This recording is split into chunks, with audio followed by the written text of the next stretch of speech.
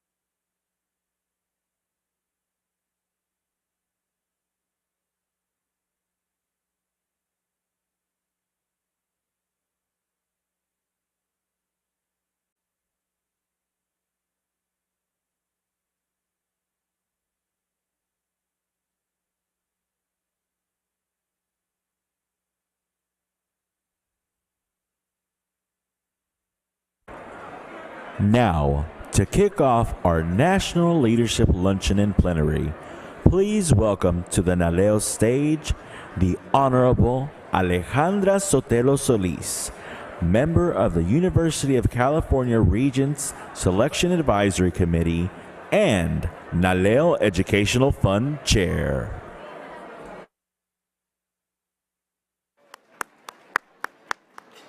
Buenas tardes, NALEO. All right, everyone. I'm going to use my outdoor voice. Todos a sentarse. Let's go. Buenas tardes, NALEO. No se oye. Ready? One more time. Buenas tardes. Eso. All right. Well, thank you, everyone, and welcome to the first lunchtime plenary of the NALEO 40th Annual Conference. Give yourselves a big round of applause. Now, whether you spent your morning learning about the effects of COVID-19 on students and families or the blockchain tech revolution, I hope you enjoyed your first few hours with us. It's been a pleasure to see everyone and connect with old friends and colleagues and network with new ones. But as you know, we have a lot more content to cover, so know that we will have more time to network. So I'm going to ask that everybody please sit.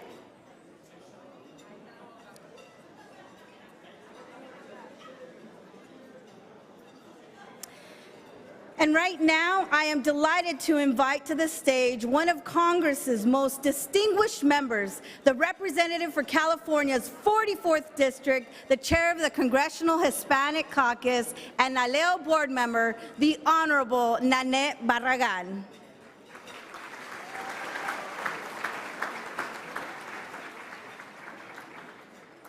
And here she comes. Give her another big round of applause, everybody.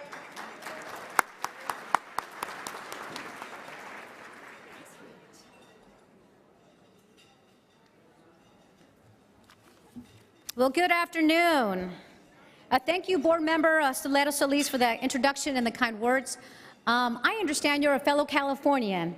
Is there any California in the house? Woohoo! And maybe anybody from my 44th district. I hear Paramount is in the house. Woohoo! That's part of my new district. Good afternoon and welcome to NALEO's 40th Annual Conference here in New York City for the first time. Yes, that's a round of applause. And the city that never sleeps is a fitting location for an organization that has been tireless over the past several decades to increase and support Latino elected officials across the country. I'm U.S. Representative Nanette Barragan, Chair of the Congressional Hispanic Caucus, and thank you. And I attended my first NALEO conference 10 years ago. In 2013, after I was elected to the city council in this small town of 20,000 people called Hermosa Beach. And there was really no Latino population there. So what an honor it is to be back here to join you, albeit in a different role, and now representing a district that is a majority Latino. With more than 2.5 million Latino residents representing over 20 nationalities, this city is a reflection of our community's growth, diversity, and the increased participation and representation in the political arena. And what an incredible turnout for this year's conference, showing the great interest in NALEO's mission and the commitment of everyone in this room to continue to build our success story in elected office. Now that and you all deserve a round of applause.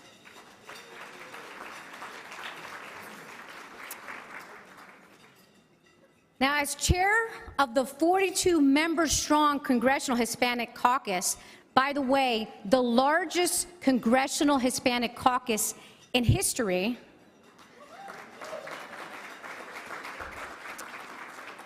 and looking out here, we need more, so consider it and step up. But as chair, I've had the opportunity and the pleasure to work closely with NALEO and many of you. NALEO is a remarkable partner in our quest to empower, educate, and to connect Latinos within America's political process.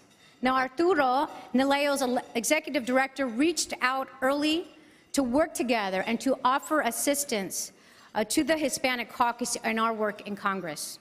We've already engaged Arturo and the organization on multiple occasions on our efforts to raise the visibility of our caucus's legislative wins, our priorities, and overall work, including ongoing work on the census, very important within our Latino communities that we are counted. Now, one of the things that I'm doing as chair of the Congressional Hispanic Caucus is to take the CHC on the road, to engage Latinos across this country. So stay tuned and watch out for us when we come to your local city. We're actually headed out to Phoenix. I'm coming near at the end of the month. Yes, Phoenix is in the house. Now, the power of NALEO brings together more than 7,000 Latino elected officials nationwide, to offer exclusive access to cutting-edge professional development opportunities. And its sister organization, the NALEO Educational Fund, has solidified itself as a leading nonpartisan organization that empowers Latinos from citizenship all the way to public service. Since 1976, NALEO has served a critical role in ensuring that we, as public officials, have the network and the tools needed to protect and serve Latinos. And NALEO has done this well. The data shows that NALEO's efforts and accomplishments are now more important than ever. In 2020, the Latino population reached 62 million, which is 4 times higher than the Latino population of 15 million in 1980. It's simple. America's profile is shifting, and the Latino population has quadrupled in the past 4 decades. But as we know, it's not only about having strength in numbers, but it's also ensuring that Latinos and Latinas have a seat at the table. The Congressional Hispanic Caucus thanks NALEO for being a steadfast partner and leader in working to make this a reality. Thank you to the NALEO board, all of our attendees, this conference's sponsors, and everyone who worked behind the scenes to make this year's conference a success. You are appreciated. Gracias por todo y adelante.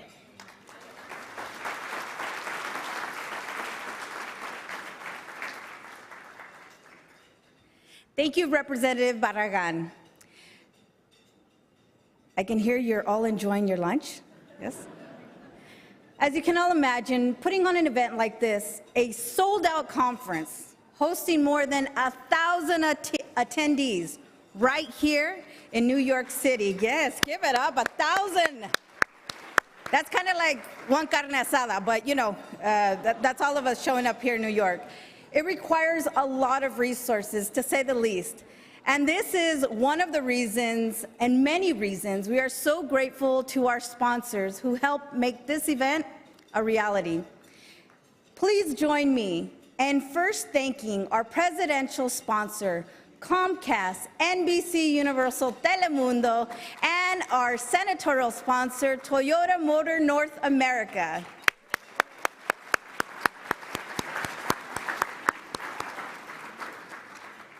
Here to say a few words on their behalf are Mr. Luis Rosero, Vice President, Corporate and External Affairs of NBC Universal Telemundo Enterprises, and Mr. Sebastián Ontiveros, National Director of Multicultural Business Alliance and Strategy Group and Senior Manager of the Engagement for Toyota North America. Let's welcome them to the stage.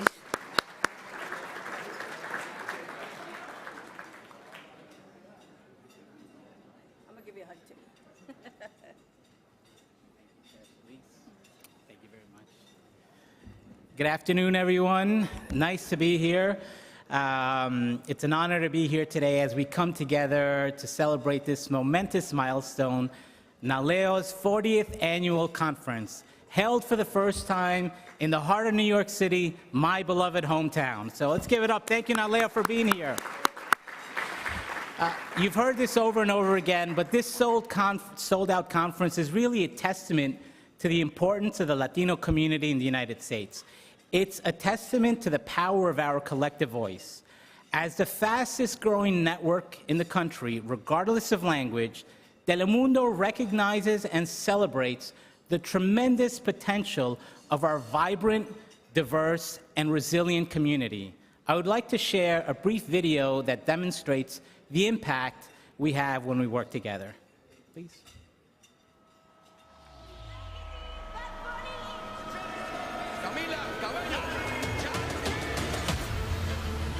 There are 63 million Latinos in the U.S. We are the fastest growing audience demographic. Forbes calls us a $2.6 trillion blind spot. Hispanic talent is lighting up the entertainment world. Bad Bunny! From Bad Bunny to Shakira, Selena Gomez to Ariana DeBose, and Telemundo is at the heart of it as the fastest growing network in prime time, regardless of language. A cocinar! Our blockbuster reality franchises are outshining prime time. The Latin billboards continue to dominate. El Señor de los Cielos is leading the way as the #1 primetime show, regardless of language. In sports, we have proven that no one does it better than we do, dominating across all platforms.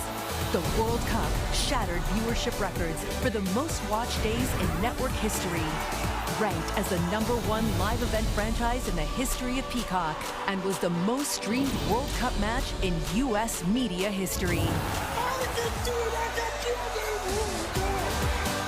And this is only the beginning.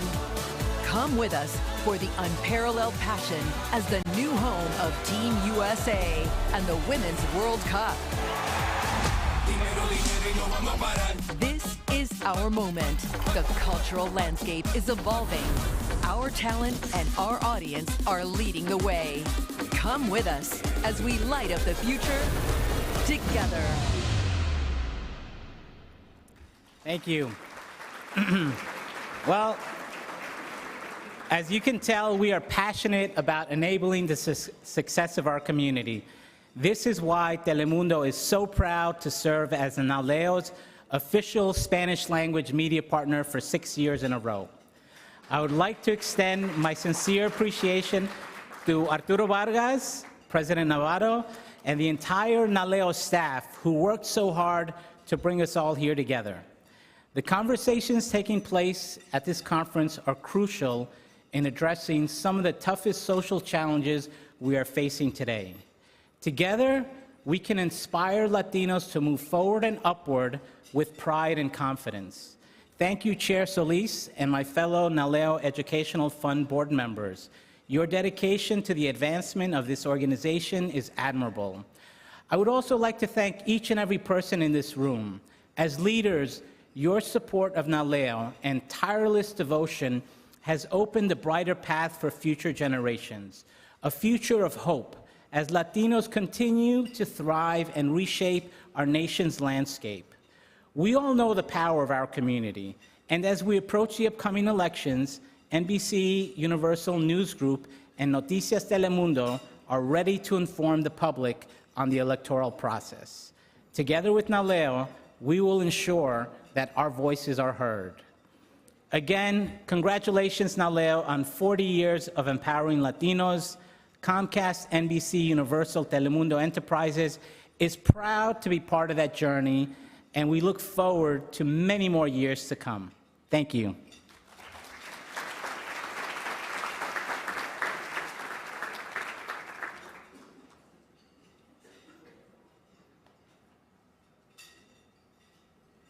Please welcome to the stage Mr. Sebastian Ontiveros, National Director of Multicultural Business Alliance and Strategy Group and Senior Manager of Consumer Engagement, Toyota Motor North America.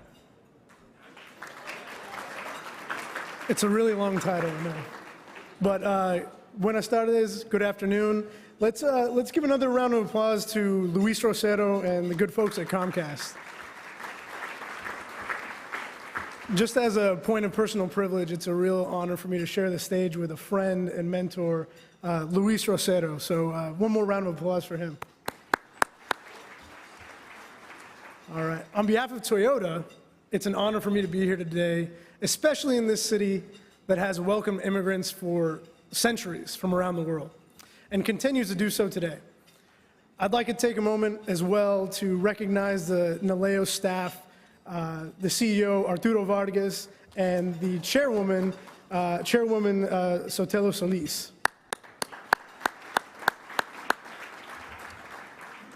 I know it's already been said, but it's worth repeating. This is a completely sold-out conference. So this event is now in its 40th year and keeps getting stronger. Toyota is extremely proud and privileged to be a partner of NALEO. You see, with the Statue of Liberty nearby, it seems only appropriate to talk about diversity, equity, and inclusion in this context. You see, at Toyota, these are not just buzzwords. For decades, they've been part of our DNA as a company. Respect for people is embedded in everything that we do. And we found that that's a winning formula for success. DE&I makes our products more innovative, competitive, more robust and responsive. It makes our team members happier and more productive because they come to work knowing they're valued for who they are and for their unique contributions. But besides being good for business, it's also good for society. See, as a society, we have a long road ahead to achieve true equity, a place where everyone has an equal chance to an opportunity at success across our social fabric. That's why Toyota supports NALEO and its efforts to inform and increase our representation in government and public policy. We believe it is crucial that the Latino community has a loud and clear voice in all the halls of power through exercising its right to vote and electing leaders who will serve as that voice. By mid-century, 1 in 4 Americans will be of Hispanic heritage. It is imperative that we take the steps now to ensure that our future generations have leadership and policies that are diverse, equitable, and inclusive. If you're thinking about running for office or know someone that should, make sure that you connect them to NALEO. It's been our turn. And if you haven't personally or professionally supported NALEO, please do so today. Our very future depends on it. Thank you, NALEO, for everything that you do, and vayamos juntos.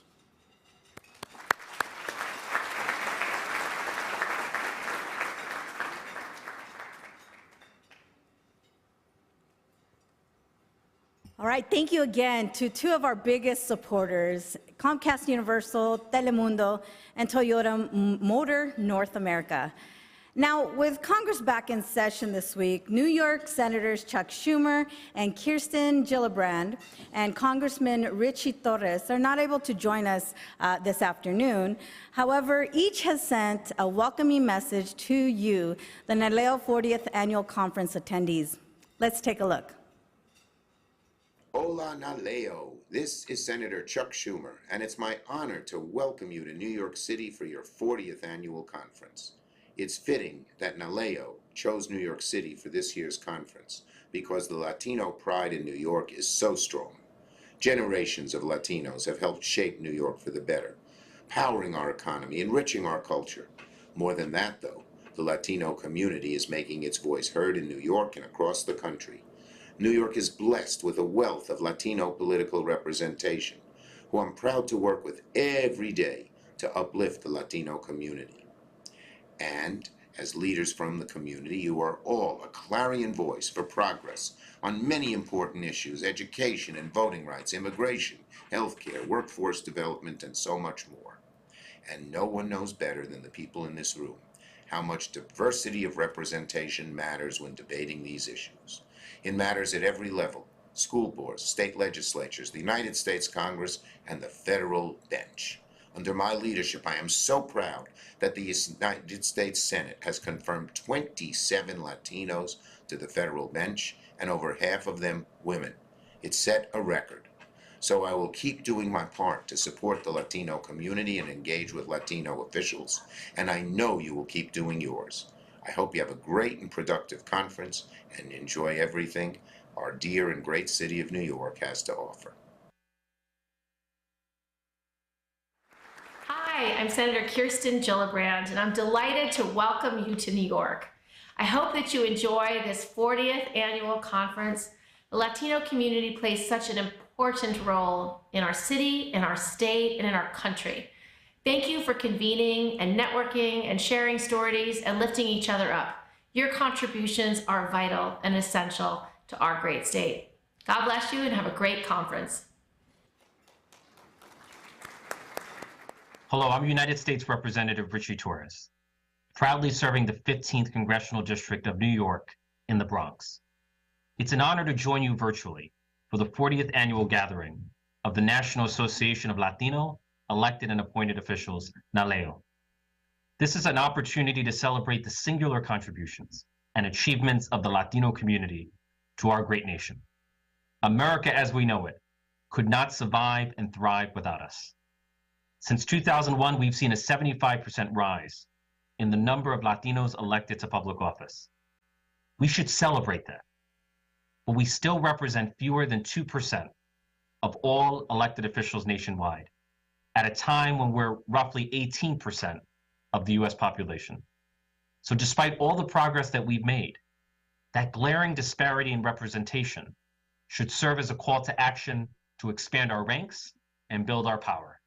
Because as a wise person once said, if you don't have a seat at the table, then you're probably on the menu. So as you gather over this conference to share ideas and insights, let us never forget that no one is going to fight for the Latino community harder than Latinos themselves. May we harness our collective power to make government at every level as representative as America itself. Thank you for the opportunity to be with you. May you have a successful first conference in New York City, and enjoy the Big Apple.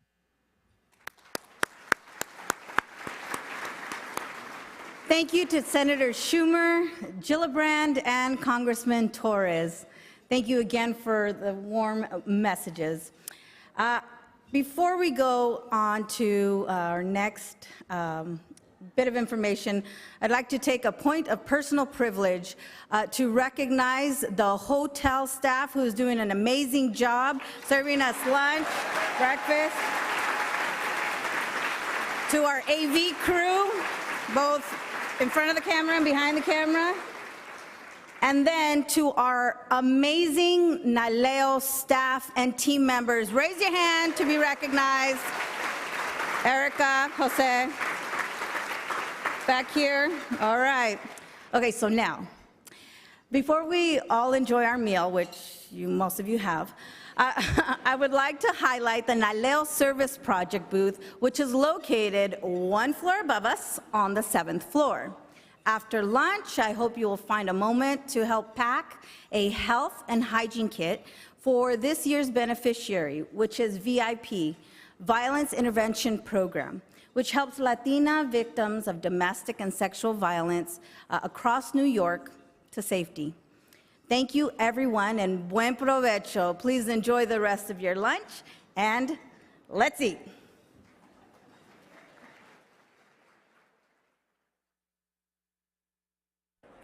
Thank you, Naleo Conference attendees. We'll be taking a 10-minute time to enjoy your meals and network.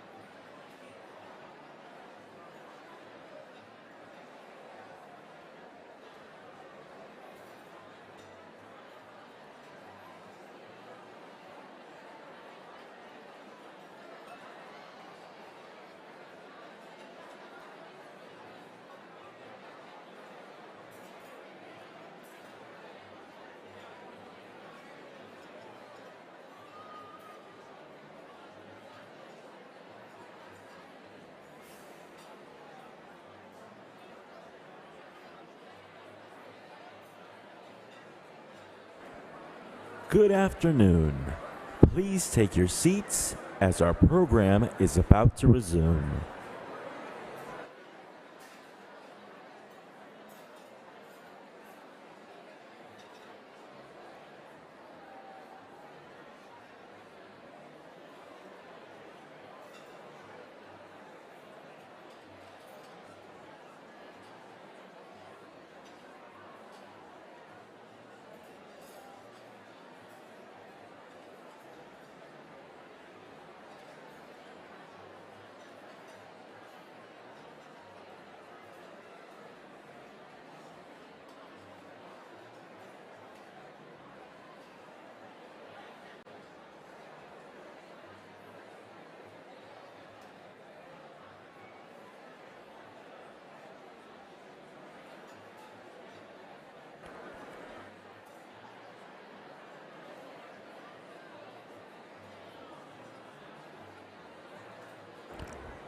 Once again, please take your seats. Our program is about to resume.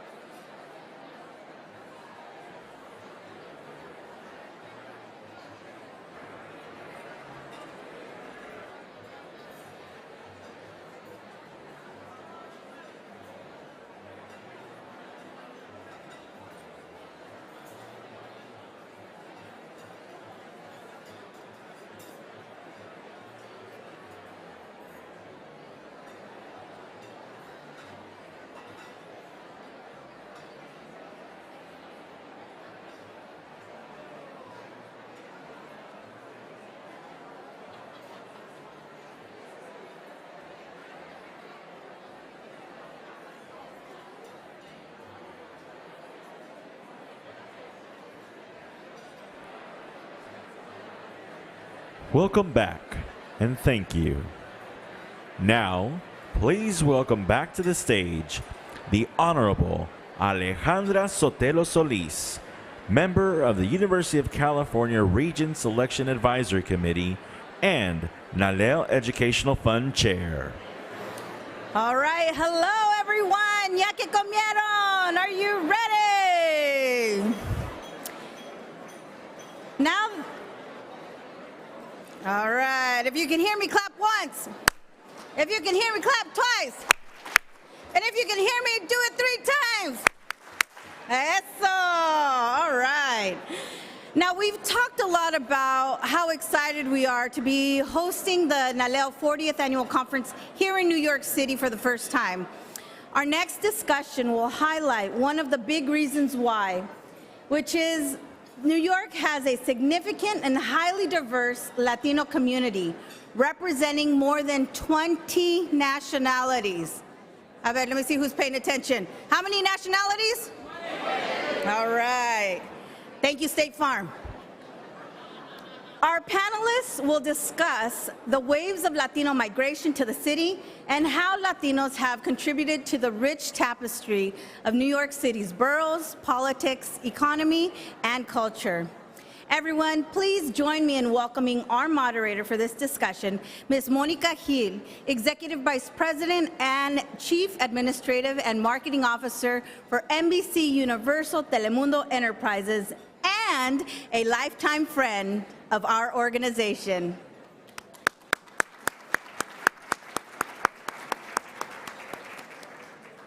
Thank you. Buenas tardes, everybody. How are you all today? Good to be here. Good to be here. So today, I want to congratulate NALEO for his first plenary session here in New York. First time that NALEO is here, so congrats to NALEO for coming to New York. So, you know, what I realized today is the session today was really based on, because we have so many members from throughout the country, we wanted to make sure that we had a discussion on specifically the city that we are in right now, the city of New York. And I realized I'm from California myself. So yes, California. When I first started thinking about New York, I always thought of New York as Puerto Rican, Dominicans, being a West Coast person, right? And then I started coming to work here and I realized, actually, it's completely different than what I actually had a perception of it. So that's why it was so important to have a discussion today to talk about this. A few stats on New York. New York is the largest city in the nation. Can someone guess what the population of New York is? You're really close. 8.5 million. I like to round it up, so 9 million. New York is known for its history of welcoming immigrants throughout the world. We already know that. It's known as the Big Apple, the city that never sleeps. And it's no surprise that New York also has one of the most diverse populations in the United States. There are over 600 languages spoken here in New York. So just think about that, 600 languages. And the Latino makeup of the city is also amongst the most diverse. There are almost 3 million Latinos living here in New York, and there's over 20 nationalities. So all the Latin American countries are representative.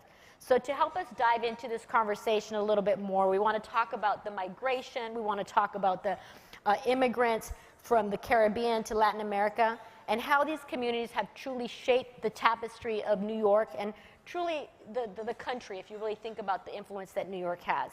We want to talk a little bit about the political power dynamics and how Latinos are buoying the economy, because we know that Latinos buoy the economy every single time, and how they are influencing culture. So in order to do that, we're going to bring a couple of experts here that you all probably know better. We want to first welcome Dr. Felix Rodriguez. Dr. Felix Matos Rodriguez is serving as the 8th Chancellor of the City University of New York, CUNY. Welcome. Felix is actually, his appointment was historic in that he was the first educator of color and the first Latino to lead the nation's largest urban university, over 250,000 students. His career spans both across academia and public sector. He's a scholar, he's a teacher, administrator, and he's former cabinet secretary of Puerto Rico. Welcome. Happy to be here. Thank you. Thank you. Just as well, we have Ms. Grace Bonilla. Ms. Grace Bonilla serves as the president and CEO of the United Way of New York. She is the first Latina and only the second woman to hold this position. As you all know, you work with United Way. United Way really is dedicated to making sure that our neighbors find a path to economic mobility. She's been having an extensive career in all of this area. She's had several senior positions in New York City government. She was most recently the founding executive director of the city's COVID-19 Racial Inclusion and Equity Task Force. And there she led a team that developed programs designed to combat poverty. So welcome to both of our panelists. Thank you. My first question, I'm going to dive right in. Because we're in New York, and Grace, I'm going to make this one out to you. We've talked a lot about what Latinos in New York look like. And so my question to you really starts with, who is the Latino of New York today? And is it predominantly Puerto Rican, Dominicans? Has it changed? What does the migration look like here? Sure. Well, first of all, thank you to Naleo for this incredible honor.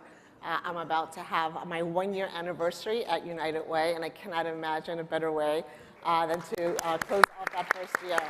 And also, let me be another one of the many New Yorkers that say, bienvenidos, disfruten esta ciudad lo máximo. I am so glad to have you in my hometown.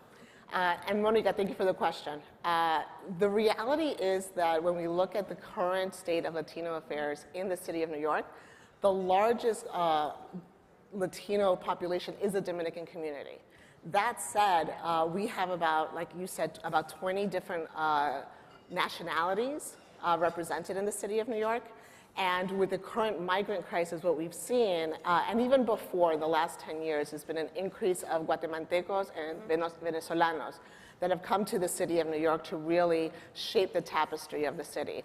And if I were to describe what the state of Latinos in the city is currently, I would say it's the best of times, and unfortunately after COVID, it's the worst of times. Yeah. Where are they located? Are like Guatemaltecos in a Sure. certain place, Dominicans in a certain place? Where do you see most? So like many large cities, we're still very much a segregated city. And when people come here, they look for their community to be able to survive a city like ours. What we know is that the majority of Latinos still live in the Bronx, with Queens being the second highest. That's right, where's Queens? Do we have Queens in the house? So I am a very proud Queens, a member of the Queens community, born in Jamaica Hospital, for those of you who are curious. So very proud to say that Queens is the second highest Latino population in the city. But what we also know is that while Latinos are contributing to the tapestry of the city of New York by being business owners, one of the highest employers in the city through those small businesses, we also are suffering from a great deal of poverty. We had a study at United Way that we released a couple of months ago, the true cost of living, that looked at the state of New Yorkers post-COVID. And the worst off in our communities, and we really looked at, for those working adults, who can make ends meet. And what we found is that among the worst numbers are Latinas who are single mothers. Wow. 86% of Latinas who are single mothers cannot make ends meet in a single month. Wow, that's something that we're going to dive into a little bit deeper in terms of the economic mobility of Latino communities. Before we do that, I want to jump to you, Dr. Matos Rodriguez. You know, what does the Latino diaspora look like for you? You're representing an organization that has, like I said, almost 250,000 students, 25 colleges, if I understand correctly. That's correct. Can you tell me a little bit about that population and how it looks like to you? Well, I mean, our campuses are a microcosm of that Latino population here in New York. If you look at our students, Dominicans, Puerto Ricans, Mexicans, Colombians, and Ecuadorians are the top 5 group, which is consistent with the demographics of the city. Since we have 25 campuses located all across the 5 boroughs, our campuses reflect some of that diversity. For example, the College of Staten Island, which is a borough that you might not think about in terms of having a large Latino population, has a large influx of Mexicans right now in that community, and we're serving those students in the College of Staten Island. At CUNY, we have been really, if you look historically, the way for the Latino community to become professional and go to the middle class. If you go into the city and you look at the Latinos, you will see that many of them got their credentials at CUNY. We're very proud also, we've done it historically, of being a place where many of the immigrants that come not knowing English get to learn English and then are able to avail themselves of a higher education, and we continue to do that. And right now, the other element that we have to remember is that it's a very, like in many of your states, it's a very complex Latino population. You have second and third generation Latinos, right, that have a trajectory and a history that goes in a certain way, and then you have individuals who've recently migrated, right? That means that they're going to have different needs in education, in social services, in the things, and I'm very proud that CUNY has been able to serve generation after generations of all those Latinos historically, and we're very proud that if you think about many of our elected officials, right, they have CUNY degrees. Many of our professionals, leaders in the world of art, the world of labor, Henry Garrido, DC 37, is a CUNY graduate. Wife is so we've been connected to the Latino community as a path of social mobility all along, and we're very proud of that trajectory.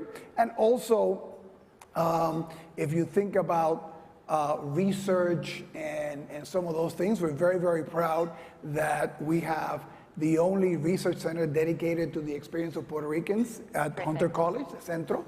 The only one dedicated to the Dominican diaspora at City College. We also have a center, dedicated to the Mexican American community in other spaces, but we've also institutionally made an investment in researching, creating policy information so that then folks in the nonprofit sector can have the tools and elected officials can have the tools to make change, and also keeping history alive. Right. I mean, most of the pictures that you will see about anything Latino in New York come from those archives. who've been out there saying the history of these communities needs to be preserved, and I'm very proud of all that work. Yeah, I really find that CUNY is kind of a guardian of culture, advocate of change. And one of the things that I've been really happy to see is that you've worked so much on not only getting equal access, but equal outcomes. And so many of the leaders come from CUNY, so congratulations. To touch on two things. So I'm Mexican, and I'm glad you told me about the Mexican community. Yes. I moved to Miami, have yet to find a good Mexican place, so happy to hear you say that. But I have a question for you. Obviously, I work in Spanish language TV, and we all have conversations about language. Is this next generation of the students that you're working with, are they maintaining onto Spanish? Because a lot of times I'm hearing that no longer yes or no. Is it either or, is it and? Oh, I don't think, first, Spanish is spoken frequently here in New York City, right? So if you're growing up, there's an entire infrastructure of support that I mean, and the media is one example of that. The other part too that you have to remember is, and I think that's part of our history, is that Latinos have also built a network of contributions to New York City. And one of them, for example, is bilingual education. Right? It was really Latino advocacy that led for that space to be robust and important here in New York. So for the next generations that come, what we find in the campuses is that many, of course, want to learn English to be able to, get their academic credentials, but they want to retain their culture. Yeah. They want to remain connected.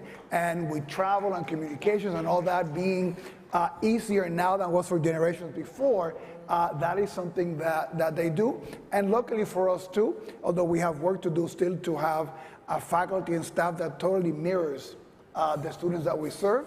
And they also have faculty members and staff members that assist them in that journey because they're also coming from those countries and that tradition.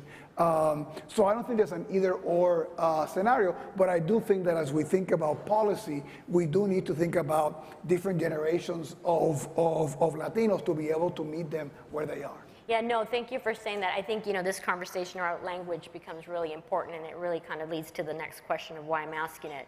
But also because I have been so proud to see Latinos now, younger generations that are fluently speaking Spanish. That was in my generation, I wasn't seeing. So this concept of and really is how we are treating Latinos in general, right? It seamlessly transcend between cultures without even thinking about it, and that moment of retroculturation where they're able to go back and pick elements. You see people like Bad Bunny who graced the cover of Time, for all in Spanish. So we're really proud of the influence that it's having Spanish language in general.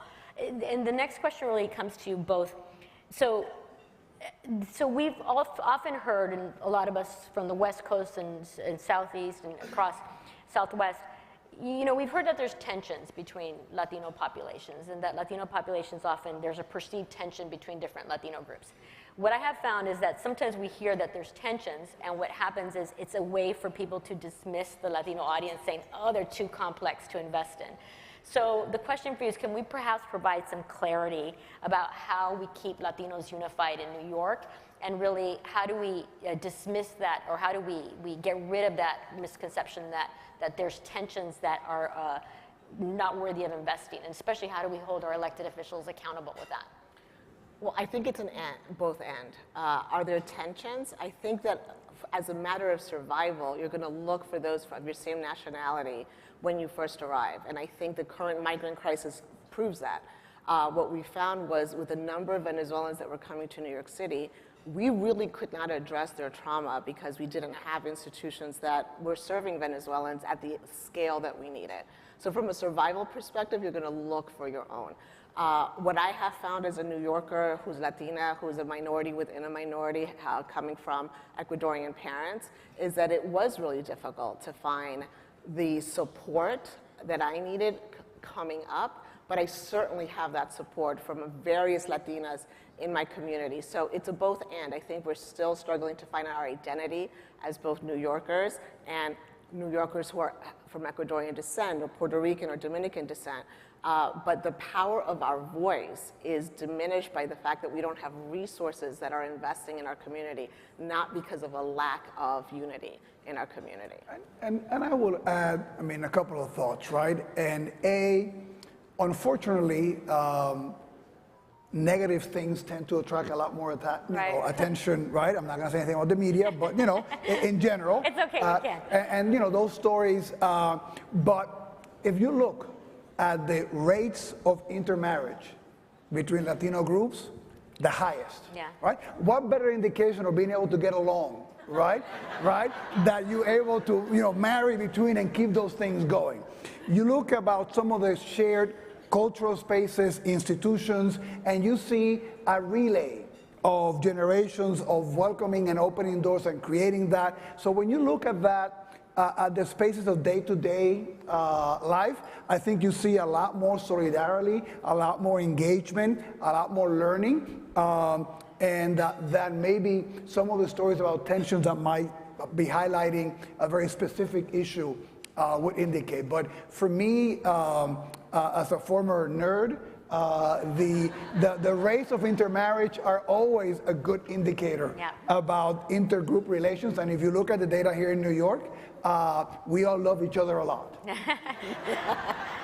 Well, you guys have given us a lot of love, so thank you. And as we start thinking about elections and thinking, moving forward about how they have to invest and put their money where their mouth is, or have to make sure that they're considering our populations, how do you think we hold not just Latino elected officials, but candidates accountable in New York? And when I look at where our Latino community is really struggling in the city of New York, we know that it's the price of childcare, it's the price of transportation, it's the price of housing. Those are the things that are crippling Latinos from being able to have the upward mobility and to have the investment in them that they've had in our city. So when I think about holding our elected officials accountable, I'm looking at those issues. Where do you stand on childcare? We are one of the youngest communities, and we need childcare. And the age of your child in New York City can almost predict how much of an upward mobility you're going to have. So the younger your child, the more expensive life is for you. What are our elected officials doing about that? What are they doing to make sure that rent is affordable? What are they doing to make sure transportation is affordable? So I look at the issues that impact our community as a pathway to making sure that we're receiving the kind of care and dignity we deserve. So if I can add, you would assume that the Chancellor of the City University of New York would argue that resources for education are really, really important. But I want to echo what Grace said, and full disclosure, I'm in the board that selected her, boss. right? So very, very proud of this appointment. But clearly, the issues that Grace identified affect our students. Housing insecurity, food insecurity. Many of you are in the space of education, the K-12 or higher ed. Those issues impact the outcomes, right? So investments on that end up helping the investments in education, because my students are going to be able to go to class really focusing on learning and doing that.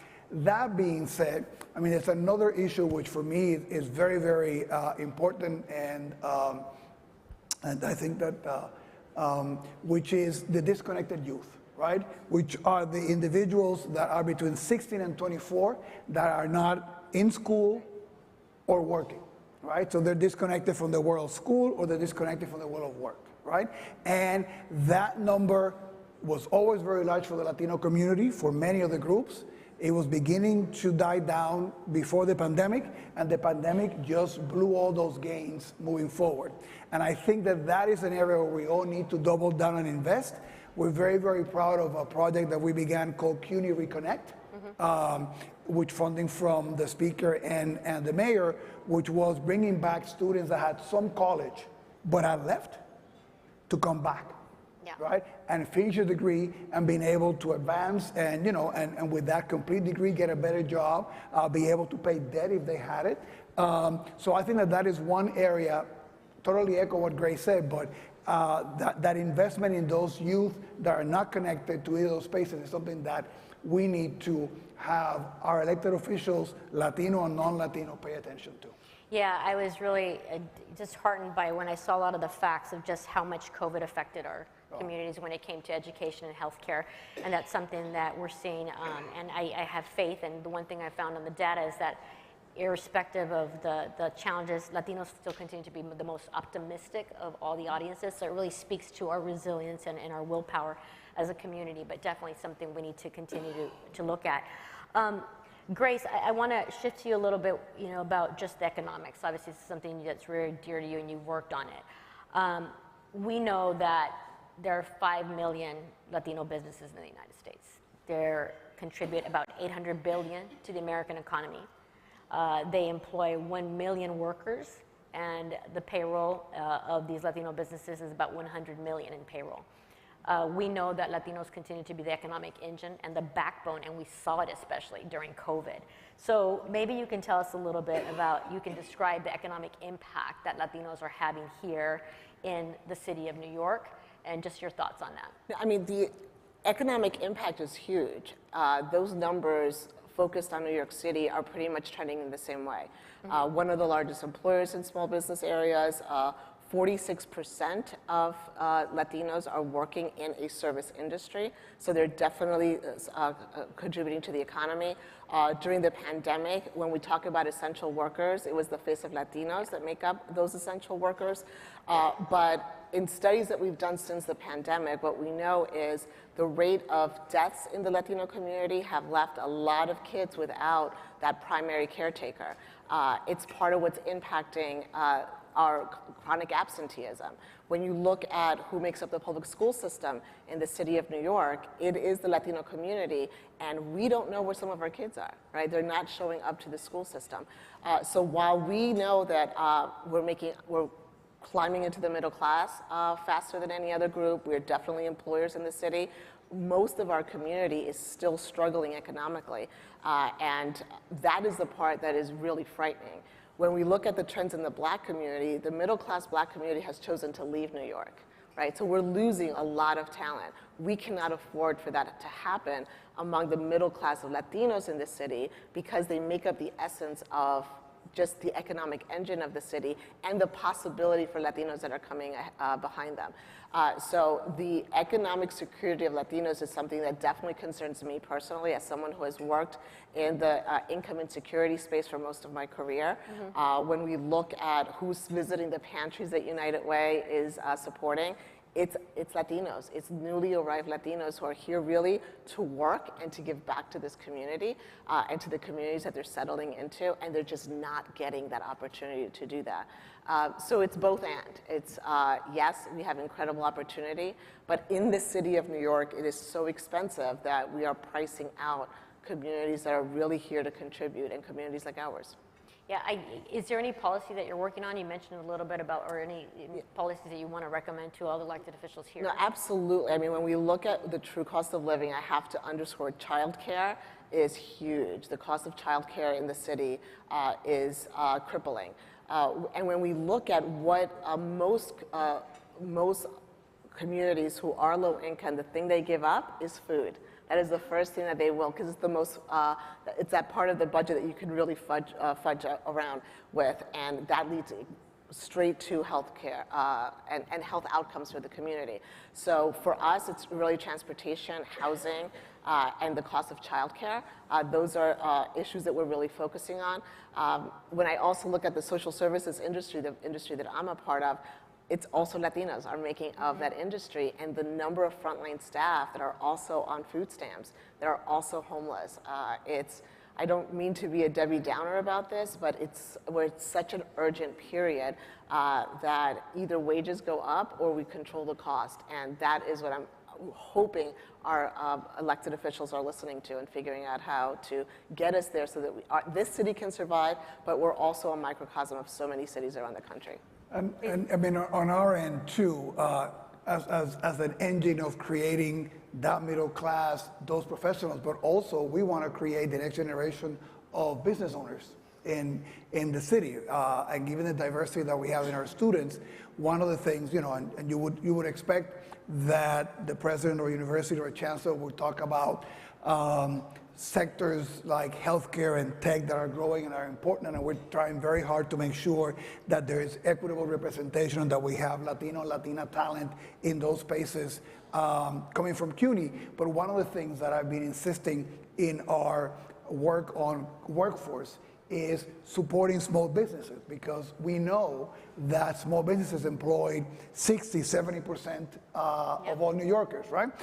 It's harder to do that when you're a university because those businesses are so different, but we created an initiative to be able to work with the businesses and to work with our students to make them think about themselves as potential small business owners, even trying to facilitate for them to earn minority or women-owned business status so they can be able to participate in those. So that's something that we're trying very concretely as we get dollars for workforce education and workforce development, not just to think about the sectors that you would imagine that we need to and we want to be there, like healthcare and tech and all that, but also how do we support our small businesses, because we know that, as Grace said, they're the backbone of our communities. Yeah, and you know, I was looking at some stats as well earlier, and it was talking about the growth rate of Latino businesses is about 30% more than any other ethnic group. And to top it off, Latinas who are owning small businesses. Just shout out to all the women, Latinas that are creating their new businesses.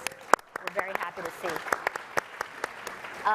Dr. Felix, you mentioned a little bit about the next generation, which I think is so important. In a moment where the country is so divided, it's just a tough time growing up, to say the least, right? We see this next generation. We rely on this next generation to be thoughtful, to be the future decision makers. They're going to be the policy makers. They're going to be our bosses someday, I hope, and they will. Yep. So that being said, how are you thinking about developing this next generation of thoughtful policy decision makers that are going to come out of CUNY and hopefully make decisions? And also, how do you make them continue to keep the Latino agenda top of mind? In 5 minutes. But I mean, a couple of thoughts. A, we talk about social mobility at CUNY, and I also take our role in civic mobility. Very, very important, right?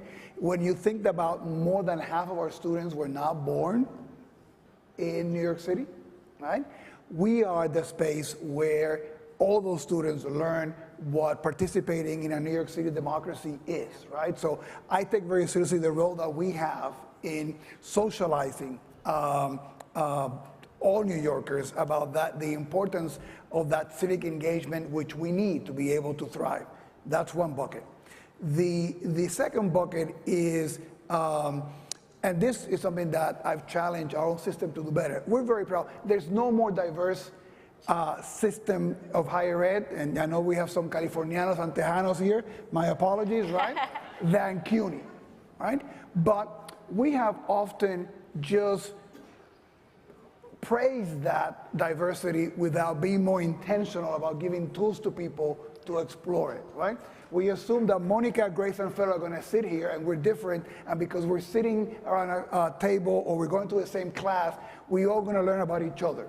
But we have not been intentional about giving them tools to really explore that. And one of the things that I've been telling my president is that we need to do a better job to make sure that this space, which might be the most diverse those students will ever see, right? That they have tools to know what it is to know who you are, know your identity, but then also go explore the experience of other groups to be able to achieve understanding and to deal with issues of being divisive and hateful.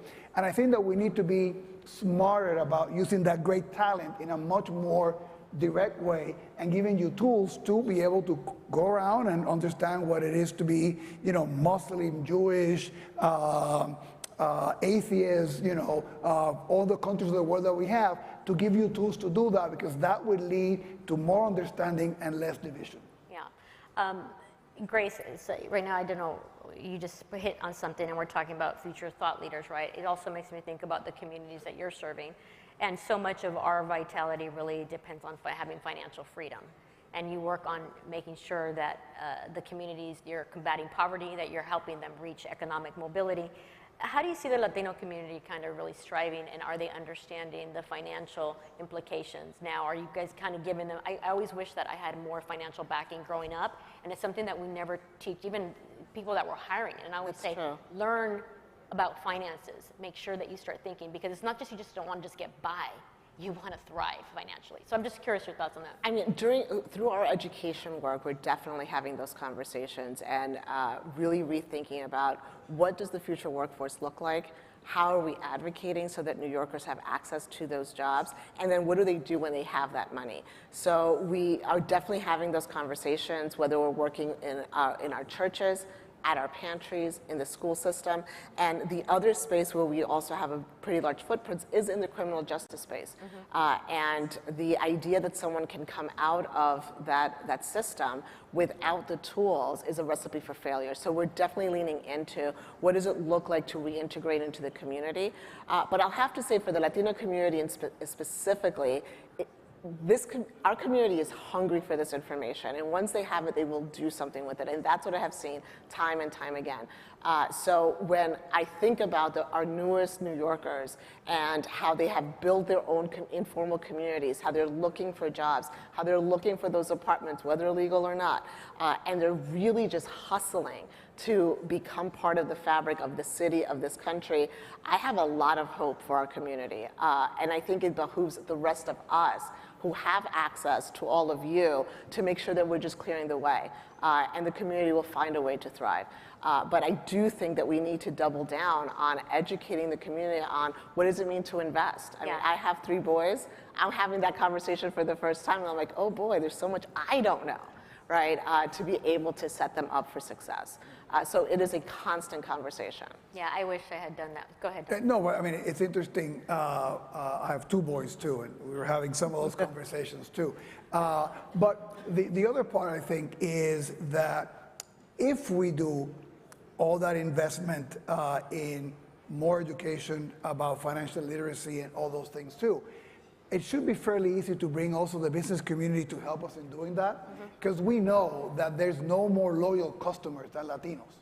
That's right. right. That's totally So, true. I mean, so when you get, and particularly if you show that individual that you invested in her or him, even more so, right? So if we can do some creative matchmaking and bringing in some of the businesses that are going to benefit from having all these Latinos and Latinos as their customers moving forward, it would be, a virtuous cycle of empowerment of individuals with more options, more information, more knowledge, but then also leading some of them to become professionals and owners and all that, but also it'd be a good investment for the business community to do that. Absolutely. I hope there's business owners here and business companies listening to that.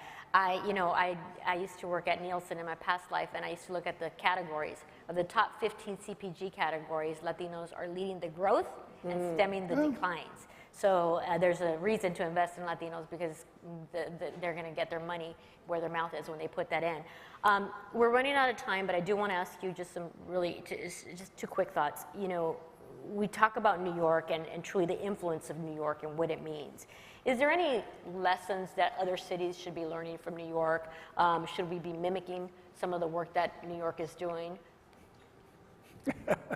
I mean, I have to say, I've worked for a number of administrations, and one of the things that I was really proud of was the investment that we made in early childhood education through pre-K. Our mistake was that we didn't take bilingual education and influence that the way we should have, and that we didn't take into consideration those family childcare providers, for example, that are part of the fabric of our communities, where our kids will continue to learn Spanish, where they eat the food that they have at home. But that investment was huge, and I think that's one of the lessons that really helped us during the pandemic, because we had created an infrastructure for our youngest learners to get food, to have somewhere to go. And even though our schools shut down, we were able to do something different with them. So I think investment in early childhood is one of the big lessons of the last couple of years that I would say New York has to offer the rest of the country.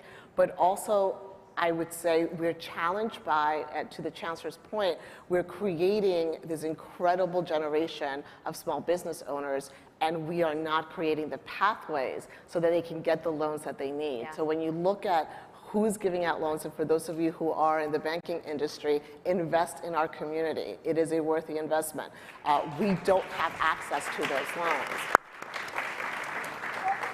But for the businesses that do, it's worth the investment in New York City, and I think that's what we have seen. That's right. I'll echo what Grace said. I'll add maybe something else, which is, I mean, in New York, for example, I can speak about spaces that were created by the Latino community at certain times that were very much, about a specific need they had in time.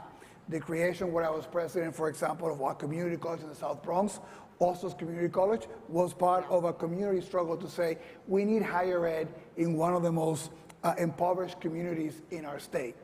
That struggle that was Latino-led for many, many decades now has an institution that serves Latinos, but serves all New Yorkers in that area. You think about El Museo del Barrio, that began in East Harlem, serving a very much of a community-focused center, and continues to do that. Now it has a broader mission, serving a lot more New Yorkers. And I think that there's a lot of stories about where Latinos have come, fought for a space, created a space, and now that space still helps our community, but it's a contribution to the larger fabric of New York City, and we need to tell those stories more, and we need to remind our community and New Yorkers of the many, many things that we have built that benefit not just us, but the entire city. As we close the session, just any final thoughts you'd like to give to this group about the Latino diaspora that you would like to give for final thoughts to this group? So I will say, enjoy our food in New York. It's amazing. But also, as you travel through the city, do that with the same amount of hope that so many Latinos have brought to the city, that have created so much of the infrastructure that you're going to see. Enjoy the city truly. If you can get to the outer boroughs, I really, really encourage you to do that. Having you here is a huge investment of your time and your dollars. And I promise you, the Bronx, Queens, Brooklyn would love to see you there. So those are my final thoughts for you. And I would just say that we need the national coalition building and solidarity more than ever. So we applaud you for, took you a while to get you to New York, right? I hope that you come back again, quickly and soon, that it was a good experience and you come back. But I mean, all of us have city and state issues that we navigate, and those are inherently local. But that national agenda that Naleo has kept on the radar screen for many, many decades, and I want to give kudos to Arturo and his leadership for that great work for so many years. It's sometimes hard to sustain because many of the electeds here, you're dealing with local issues, but keep fighting for that space. We need the Latino voice to be amplified at the national level to make the fights that we have to do at the local level easier, with more allies, with more examples of success. So again, keep this network thriving and going on. We all benefit from it. And as you can see, you've had 2 New Yorkers here who have managed to speak to you for a half hour without overly bragging, right? So we can keep this sense of unity moving forward. Oh, that's wonderful. So all the Latino elected officials here, we are proud of you. We're here to support you in every way, and we're so glad that we're here.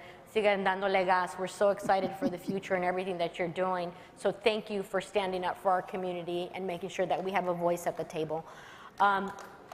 With that, I want to say Telemundo has a program called El Poder en Ti, and it's really highlighting some of the local heroes and the heroes or national heroes. Both of you have definitely demonstrated that. You are unstoppable, as we say at Telemundo, y gracias por darnos el poder. And who didn't say that an Ecuadorian, a Puerto Rican, and a Mexican can't get along? We did just fine. Thank you.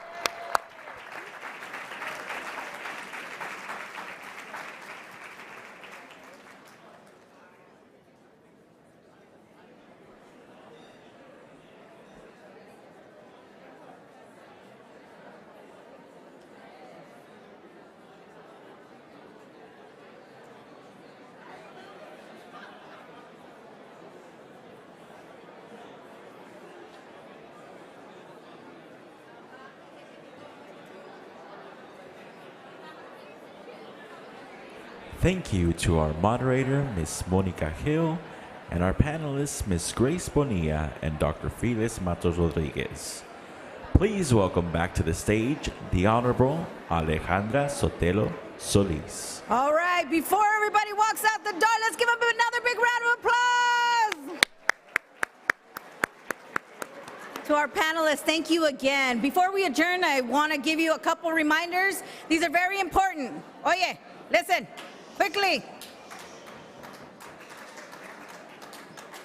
Okay, so at 5 o'clock today on the 9th floor terrace is our Welcome to the Big Apple opening reception. Remember to wear your best black and white attire. And after lunch break and before, wait a minute. Breaking news. Wait a minute. Is there going to be a special guest? Now you're paying attention, huh? No.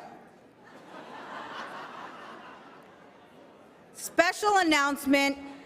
We have a lot of overachievers here who get things done on time and under budget because you, Naleo, the 40th annual participants, have put together over 600 hygiene kits in less than 2 hours. This is record time, everyone. So I was going to remind you to go to the community service project, pero ya se acabó. So go have a cup of coffee. Go spend some money in the boroughs.